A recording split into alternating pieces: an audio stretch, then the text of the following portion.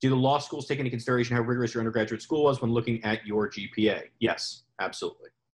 There was another question that was above that I noticed about canceling scores and how schools look at this. And Steve, I love your perspective on this as well.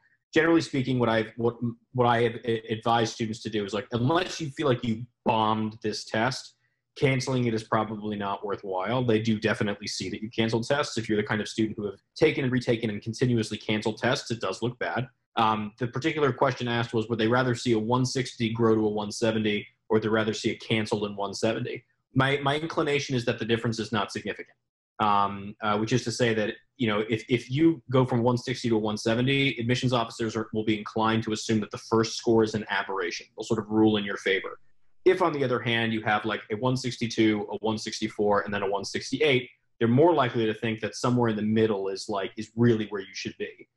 So if the clustered scores, although they say they don't average them, definitely heard reports from admissions officers that they are not averaging them explicitly, like with a calculator, but that they're kind of considering them all together, whereas really disparate scores, they tend to, err in your favor. So that is all to say that if you've really just done it, if you know that you've done an abominable job, like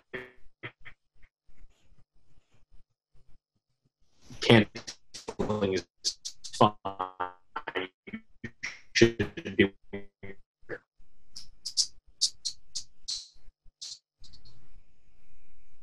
Steve, anything you like to add? Yeah, sure. I'll jump in on this one. So yeah, I would generally agree that a 160, then a 170 versus a cancellation and a 170, not a huge difference. The cluster, though, I think that probably does add some context that's hard for anybody to ignore. And they're human beings. They're going to interpret that cluster and say, okay, it's somewhere in the middle.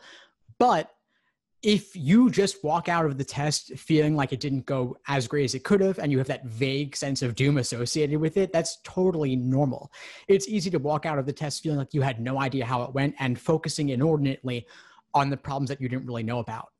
But because it's vague and you can't point to it and you have imperfect information, you go based on the emotion alone, when in reality, it probably wasn't that terrible. But alternatively, if you know for a fact that you bombed a game or bombed a reading comp passage or both, and you normally don't, or you totally misunderstood something completely, and that's unusual, then yeah, maybe you want to cancel, but you really have to be able to point to something specific.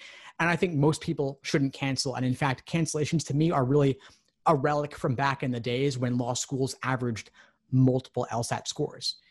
Now, at least in the US, and Joel, you could correct me, but my understanding is that virtually no school in the US doesn't average. And so for that reason, there's not much downside to keeping the score. And a lot of people would have canceled scores and luckily didn't, and end up doing great. There are people I've spoken with who've gotten in the 170s and thought of canceling, which clearly would have been a mistake in those cases. So I would say most people shouldn't cancel.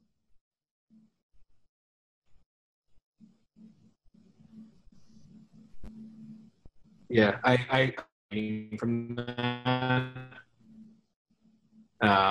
And I guess the times where I've seen that it was very obvious they should cancel was like something horrible happened. Like they were incredibly sick on the test day, like ran out and vomited in the hallway. Like that's probably a good opportunity so that you don't have to write a letter to the law school explaining why you got like a 140 and then a 170. Right. But one thing I add on this is with the flex or the digital, like all the tech issues that some folks have had, they're limited cases, but they tend to get a lot of play online on forums like Reddit and such because people are pissed off as they should be. I get it. But if you have a major flex tech snafu or like your internet totally cuts out or the proctor takes over your machine and interrupts things a lot, then that's a pretty decent reason to cancel because you can expect that next time around, hopefully that could be avoided with better proctor training or a better internet connection, in which case you could retake it and do much better. But outside of some external force like that causing a problem, I probably wouldn't cancel. Thanks for tuning into the show. Please subscribe if you haven't done so already to be notified of new episodes as I release them. And feel free to reach out if you need anything at all as you move forward with your prep. I'm happy to help however I can. In the meantime, I'll wish you all the best and take care.